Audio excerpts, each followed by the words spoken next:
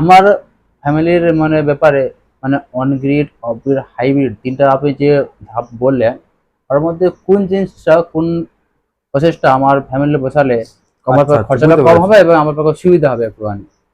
ওটা আপনার কোশ্চেনের সাথে সাথে আমাদের দর্শকদের অনেক কোশ্চেন, এটা আমাকে অনেক কাস্টমার এইটাই ফোন করে, দাদা আমি কোন সিস্টেমটা লাগাবো, কোনটা আমার জন্য profitable, on grid solar system, of grid solar system না হাইব্রিড সোলার সিস্টেম, কোনটা আমি লাগাতে চাই। জি এটাই তো আপনার জি কোশ্চেন। জি। ঠিক আছে, ওটাই বলছি।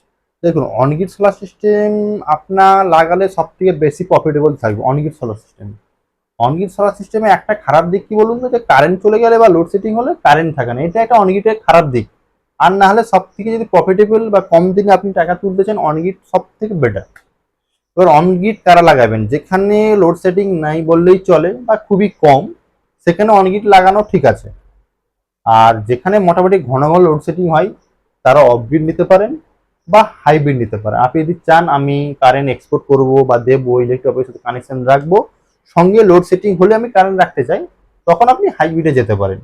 আর যদি কেউ বলতে চাই যে দাদা সব থেকে প্রফিটেবল বা কম দিন আমার টাকাটা আমি রিটার্ন পাবো, সেটা কোনটা বেস্ট হবে, সেটাও বলবো আমি অনগ্রিড সোলার সিস্টেম। জি আপনাকে আমি একটা প্রেফার করব, বলবো যে আপনার ওখানে যদি লোডশেডিং না হয়ে থাকে, তাহলে আপনি নিঃসন্দেহে অনগ্রিড সোলার সিস্টেম নিয়ে যান। তারপর আপনি নিজে এসে বলবেন না দাদা ঠিকই দিয়েছেন আমার। জি। মানে যদি লোডশেডিং না হয়, মানে লাইন থেকে সবসময় থাকে আমার সার্ভিসিং, তাহলে হুম। অনেক ঠিক আছে। যদি হ্যাঁ হ্যাঁ লোডশেডিং হয় মাঝে লাইন যা আসা করে, হ্যাঁ সেক্ষেত্রে আমাকে হ্যাঁ, অফ হাইব্রিড বা অফলাইন বসানোটা বেস্ট হবে। অফগ্রিড বসানো বেস্ট হবে, নাহলে হ্যাঁ। অনগ্রিড অনগ্রিডটা ওটাই বেটার। বেটার, বেটার মানে বেটার। ইউজুয়ালি বেটার, হ্যাঁ ওটাই হ্যাঁ, ভালো। যেহেতু আপনি সাবসিডি টাকাটাও ওখানে পাচ্ছেন।